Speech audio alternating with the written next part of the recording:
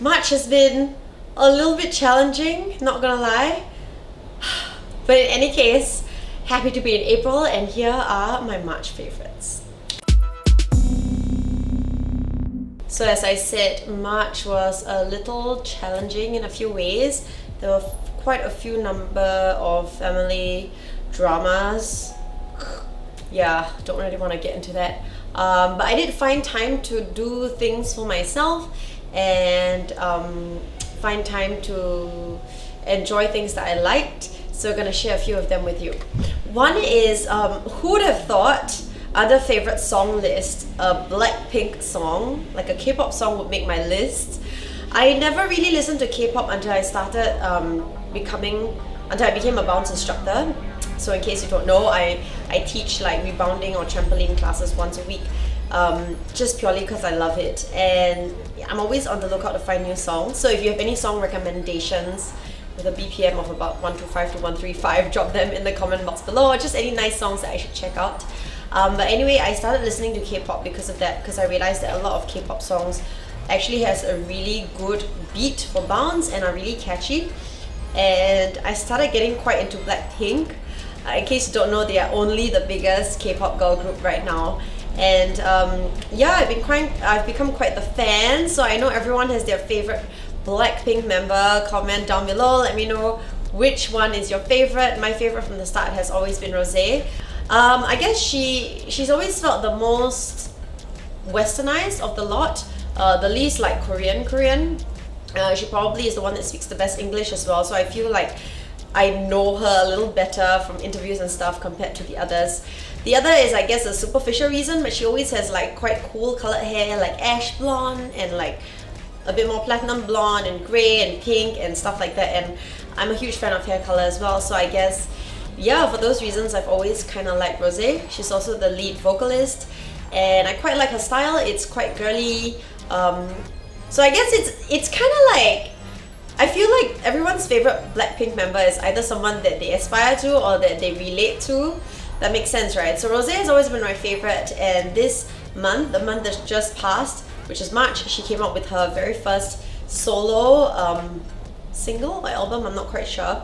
Anyway, there are two songs that she's done a solo on, and I really like On The Ground, so that's my favorite song for the month of March.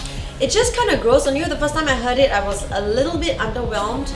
Gotta be honest, I was like, I was hoping for a bit more from her, because like Jennie's solo song, also called Solo, I find really catchy, and I thought this was really quite chill and a bit underwhelming, but it's one of those songs that you really get into, and the more you listen to it, the more you get into it. And on top of that, I love the message. It kind of talks about how what you really want and what really makes you happy is actually found inside and not by anything external, which is kind of like how I have over the past few years, especially since studying positive psychology, have learned to be true for myself, and scientifically it's been proven to be true as well. So really like the song. Go listen to it if you haven't. I can't use it for bounce because it's a little bit slow to be bouncing to, but I've used it quite a bit for like my stretching track or for the break songs. So yeah, if you've been to my class, you would have heard that. Okay, another one of my favorites for the month is this very random, but it's this like clear claw clip. Yeah, it's really easy to kind of make this work. There's so many ways you can work with a claw clip, and since my hair is super long right now, I actually try not to tie it up in a ponytail unless I'm doing sports, because I feel like it's not good for the roots and the scalp to be pulling it back, and it's quite heavy now that it's so long. So I usually just bun it up and then I use this to clip it, and it kind of stays there. So a good claw clip for me is one that holds all my hair, but also not one that's too big that weighs down my hair. So this one's perfect and it has the right grip, and I like that it's clear, because a lot of the clips that are black, it's a bit too stark on my colored hair. So this is clear, so it kind of is there / not there. I know the 90s way of wearing these claw clips has come back, you know, where you twist it, you pull it up and then down. Not a fan of that look still. I wasn't a fan of it in the 90s, and I'm still not a fan of it now. But I use it in my own way, and I'll show you in a bit. Basically, it just grab my hair very simply into a bun. Like that. And actually this is really just how I wear my hair at home. Gets my hair off my face, but it actually looks presentable enough to wear it out like that as well. So I find this clip to be really convenient for when I just want to pile my hair up and go when days I don't have time to style my hair. I've also taken to sleeping with my hair like this sometimes because my hair is so long that it gets tangled when I sleep, so this kind of keeps it in place. It helps that I'm a back sleeper, so it doesn't really bug me. I just put the bun up really high.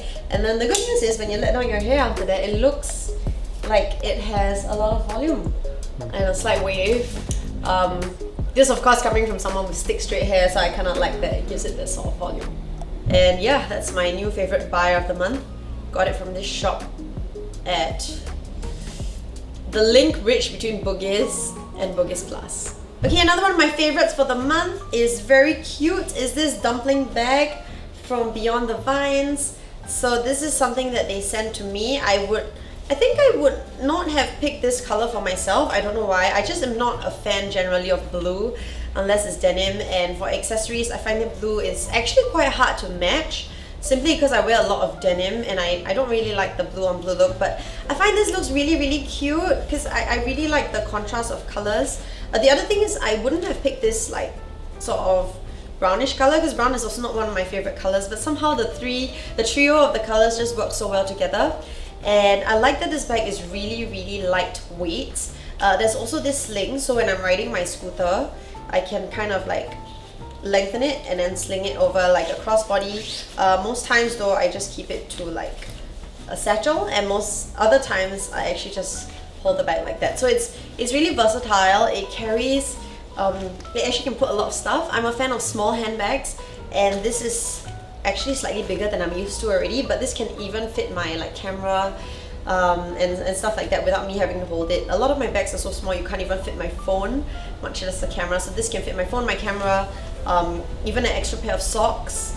Why does one need an extra pair of socks? Because I go skate.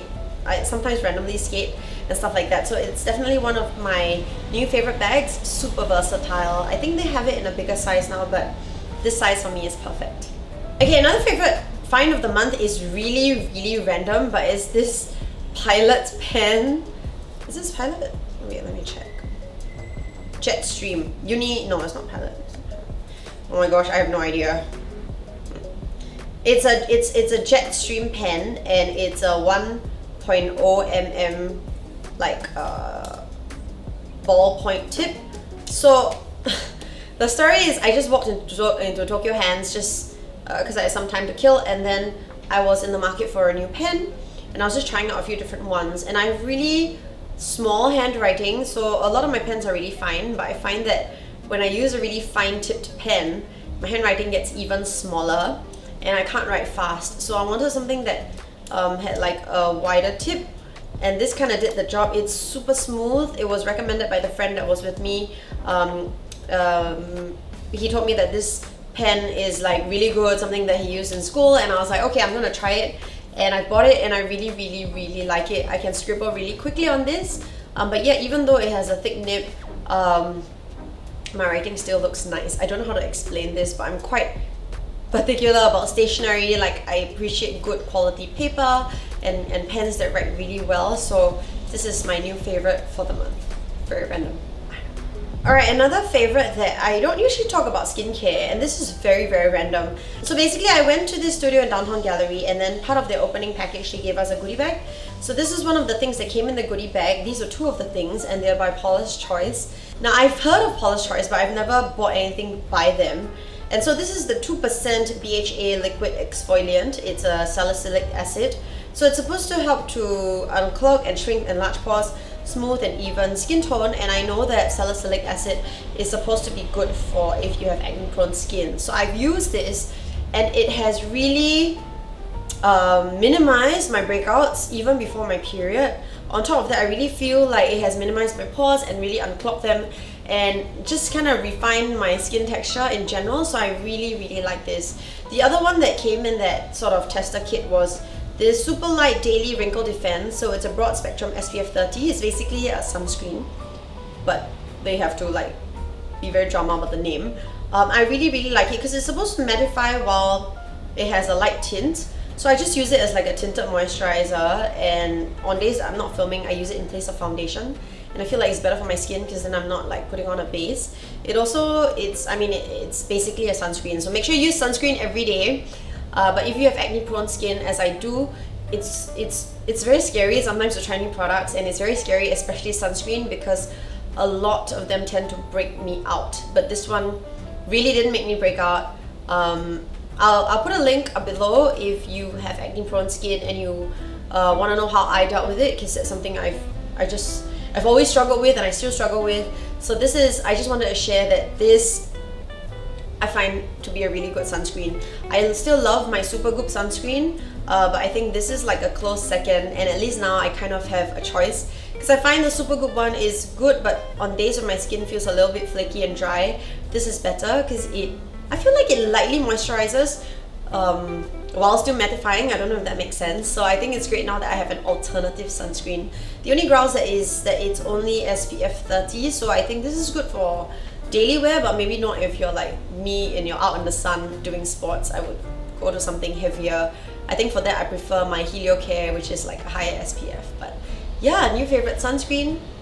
And I finally finished reading Sapiens, A Brief History of Humankind by Yuval Noah Harari, I think. I gotta say, this book was fascinating. You know, leading up to when I started reading it, I've heard both really good and really bad reviews about it, but honestly, I personally really liked it. I mean, he covers so much grounds in like, what, 500-600 pages, and he really made me think about a lot of things. I think some parts could have been problematic or maybe seen as politically incorrect. He obviously doesn't think much of certain religions, such as Christianity, but whatever he says, it really gave a different perspective to things. I think the thing that really stood out for me was the way he talked about humans, our imagination, and how that set us apart. For example, like that we imagine there to be value in something like money, or imagine there to be value in something like stocks and bonds. I think that was really quite interesting, and it goes beyond just saying that humans are set apart from other apes and other mammals in terms of having a bigger brain, but I think it's really in terms of the imagination that we can perceive a value of something for the future. That's something that no other animals can do. So I thought it was very, very interesting. He gave us like a lot of history, and then finally at the end we even delved into a bit of what I felt was positive psychology-ish stuff, like talking about subjective well-being, what makes a person happy. I feel like, I think a lot of the criticism for this book was because maybe people thought it was fluffy or there's not enough research done. I just feel like, you gotta kind of balance it out. It could have been really, really, really even more well researched, but then it wouldn't be as readable as a book, and so I thought this like really balanced it out with a really nice middle ground. It was very readable, it was very interesting. At points I really couldn't put it down, and that's balanced out with a lot of facts and a lot of like things that really made me think. Right, so I would say go read Sapiens. I feel like every human being should read it. There are parts that get a bit dry, I'm not gonna lie, but for those parts, stay with it, because there's some parts that are really, really exciting and really interesting, and I think you will really, really enjoy it.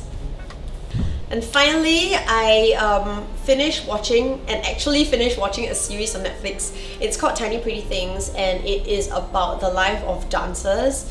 So I think it was because my friend Jules recommended it, and it's really about the life of these ballet dancers. So I watched it, yes, because I'm ballet obsessed, and there are all these scenes obviously there are dance scenes because it is a drama around a dance school. So I love that. I love watching like the ballet dancers at work.